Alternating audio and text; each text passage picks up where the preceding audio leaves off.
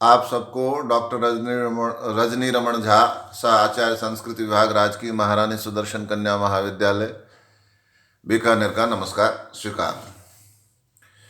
हमने कारक प्रकरण में कारक प्रकरण में तृतीया विभक्ति में चल रहे हैं। उसमें भी हमने साधकतमम करणम जैसे पढ़ लिया था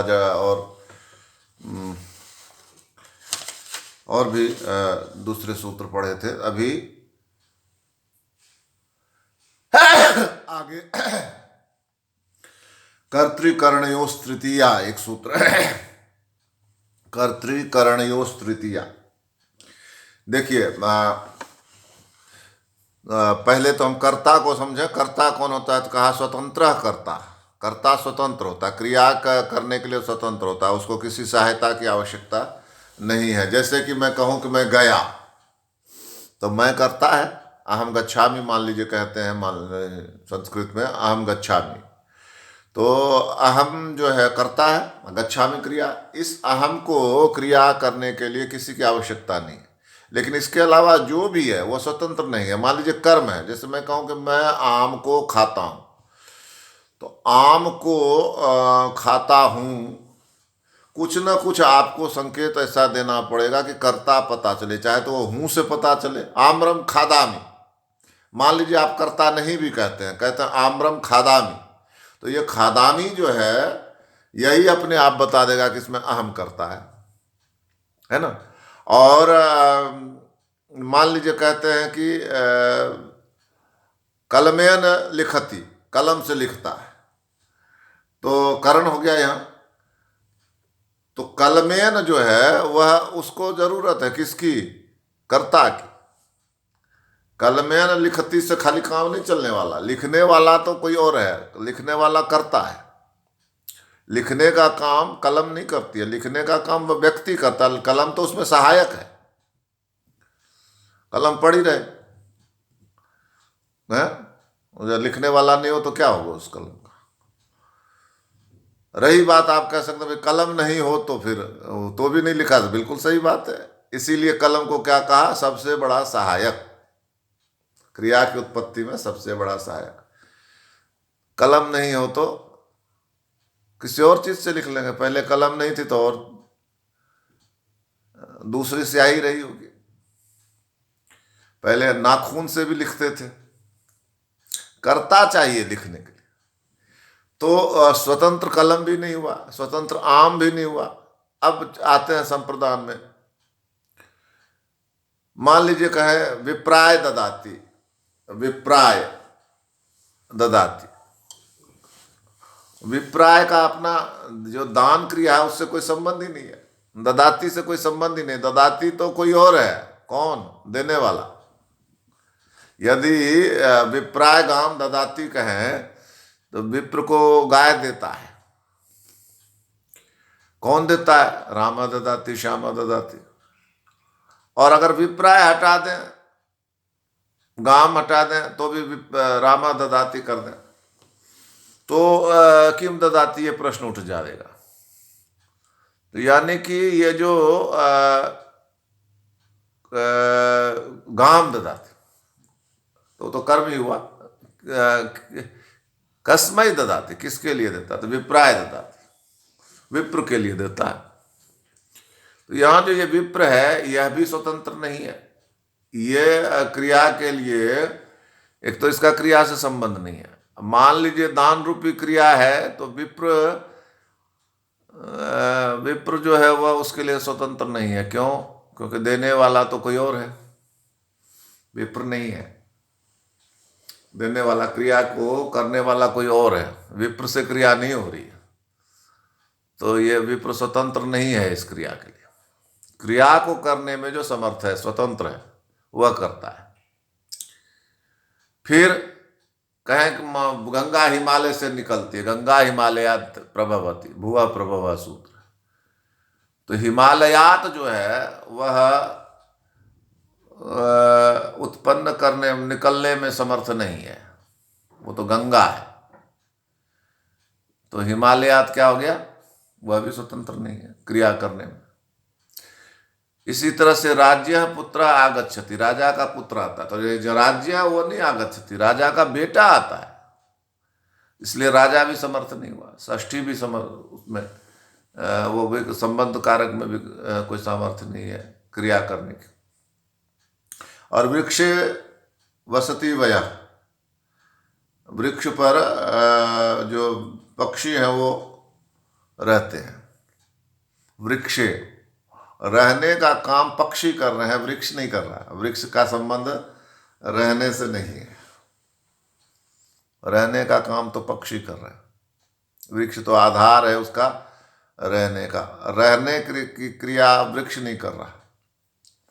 अपने स्वतंत्रता नहीं है उसकी, इसमें स्वतंत्र तो केवल वह यह बताने के लिए कि रहता है, पूरी तरह से कर्ता पर निर्भर है। वृक्षे वसति, क वसति, वह पक्षी वसति। तो इसलिए हम देख रहे हैं कि कर्ता जो है वह स्वतंत्र रूप से विवक्षित, स्वतंत्र रूप से क्रिया को उत्पन्न कर सकता है। अहम गच्छामि कह दिया, हो गया, ठीक है, मैं जाता हूं, कोई प्रश्न नहीं है, है ना। तो स्वतंत्र कर्ता हो गया। और करण के लिए क्या कहा, पहले ही हमने पढ़ा, साधक तमम करणम, जो क्रिया की उत्पत्ति में कर्ता के लिए सबसे अधिक उपकारक हो वह करण है। और उसमें तृतीया होती है। आपको उदाहरण से बताया था, रामेण बाणेन हतो बाली, राम ने बाण से बाली को मारा, वही उदाहरण यहाँ भी है। लेकिन इसमें सूत्र बदल गया। क्या यहाँ कहते हैं, कर्तृकरण योस् तृतीया, कर्ता में और करण में तृतीया होती है। तो करण का उदाहरण तो हमने कल पढ़ लिया, किसमें, साधक तमम करणम में, कि करण में तृतीया होती है। तो रामेण बाणेन, तो यहाँ बाण जो है करण है, साधक तम है, मारने में उसका सबसे अधिक उपयोग है। तो वह उसमें तृतीया होके बाणेन हतः बाली, हतो बाली हो गया। अब इसके बाद कहते हैं, लेकिन कर्ता, कर्ता में तृतीया कैसे हुई। तो कर्ता में तृतीया होती है जब कर्ता अनुक्त होता है। अनुक्त होता है का मतलब, अनुक्त होता है का मतलब है कि कर्ता को नहीं कहा गया। क्रिया जो है, क्रिया करने में तो कर्ता समर्थ है, लेकिन क्रिया का संबंध अब कर्ता से न होकर कर्म से हो गया। जैसे कहा, रामेण हतः बाली, राम ने बाली को मारा। तो मारने का काम तो राम कर रहे हैं, तो कर्ता ही है। लेकिन कुछ प्रत्यय ऐसे होते हैं कि उनके लगने के बाद कुत ऐसा ही प्रत्यय तो हतः है, तो वह उसका संबंध जो है कर्ता से न होकर कर्म से हो जाता है। राम ने मारा, किसको मारा, बाली को मारा, तो बाली कर्म हो गया। तो यह जो हतः क्रिया है उसका संबंध अब राम से न होकर बाली से, कर्म से हो गया। तो कर्ता अनुक्त हो गया, इसको कहते हैं अनुक्त होना। जब क्रिया जो है वह कर्ता को न बताकर कर्म को बताए तो उसको कहते हैं अनुक्त होना। ये आप जानना चाहेंगे कि बताए क्या हुआ, तो बताए हुआ, जैसे मैं ये बाली तो चलिए एक वचन है, यदि बहुवचन कर दिया जाए, मान लीजिए सिंह कर दिया जाए, तो व्याधेन बाणेन हतः सिंह, ठीक है। अब व्याधेन हताह सिंहा, सिंहा हता, सिंह, सिंह जब बहुवचन हुआ तो हता भी बहुवचन हो गया।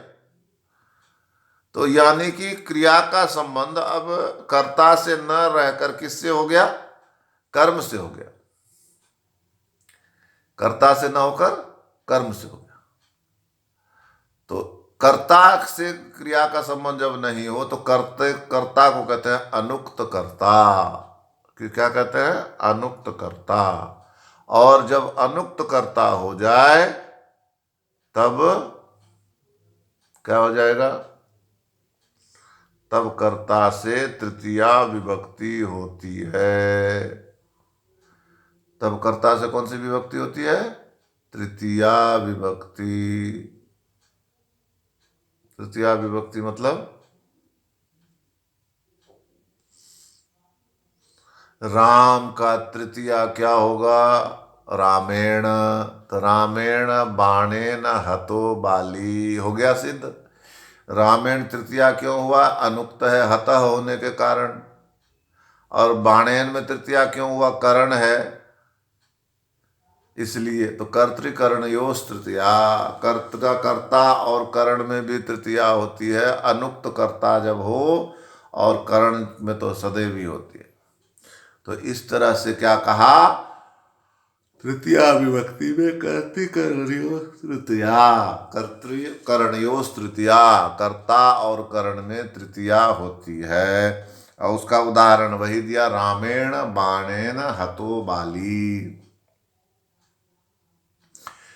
इसके बाद अगला सूत्र है इत्थम भूत लक्षणे। क्या कहा, इत्थम भूत यानी इस तरह का, इस तरह का। अगर इसकी हिंदी करें तो इस तरह का।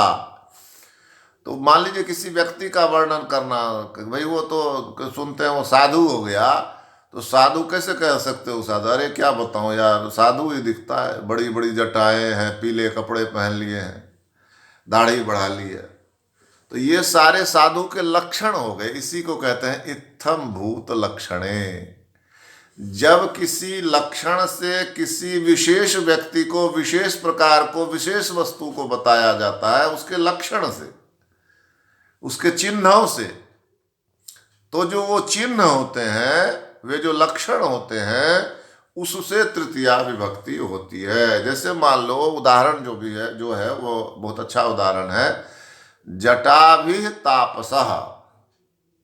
एक कोई तपस्वी है, उसको तपस्वी क्यों माना जा रहा है, तो जटाओं के कारण से। जटाओं के कारण से क्यों, क्योंकि सामान्यतया यह देखा जाता है कि तपस्वी जो होते हैं वो जटाएं बढ़ा लेते हैं, लंबे लंबे कर लेते हैं, फिर बिल्कुल कईयों के उलझी हुई जटाएं होती हैं, इस तरह से। तो जटाभिस तापसा का अर्थ क्या हुआ कि जटाओं से वह तपस्वी है।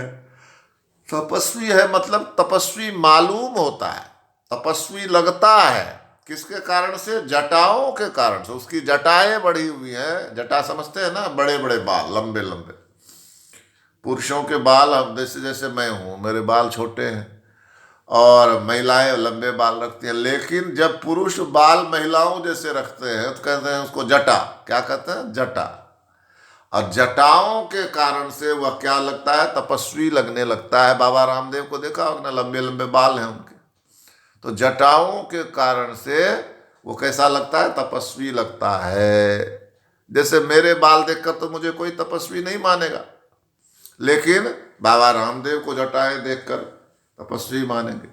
आज मैं भी जैसे मान लीजिए गेरुआ वस्त्र पहन लूं तो कहेंगे कि भाई वो साधु हो गया। क्यों, तो उसने गेरुआ पहन लिया। भले ही मैं साधु नहीं हूं, लेकिन गेरुआ वस्त्र पहनते ही, भगवा वस्त्र पहनते, कषाय वस्त्र पहनते, मुझे साधु कहने लगेंगे, क्योंकि ये बन गई परंपरा। तो इसीलिए यहां कहा कि इत्थम भूत लक्षणे, जिस लक्षण के कारण यह व्यक्ति ऐसा मालूम पड़ता है, ऐसा कहते हैं, तो जो लक्षण है उसमें तृतीया होती है। तो कहा जटाभिस तापसः, जटाओं से वह तपस्वी है। तो जटा भी क्या हुआ, तृतीया का बहुवचन। तो जटा लक्षण है और उससे तपस्वी मालूम पड़ता है, तापस मालूम पड़ता है।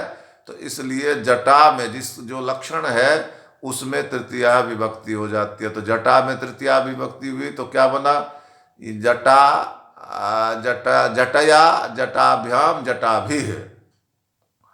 अब चूंकि जटाएं लंबी लंबी हैं, बड़े बहुत सारी जटाएं हैं सिर में, तो जटाभिस बहुवचन कर दिया उसका, जटाभिस तापसः। तो यह हुआ इत्थम भूत लक्षणम का, कि जटाओं से वह तपस्वी मालूम पड़ता है, इसलिए जटा में तृतीया विभक्ति हो गई। जटा भी है तापसः, जटा विस्तापसः। तो इस तरह से आज हमने 2 सूत्रों का पारण किया, शेष हम आगे देखेंगे। धन्यवाद।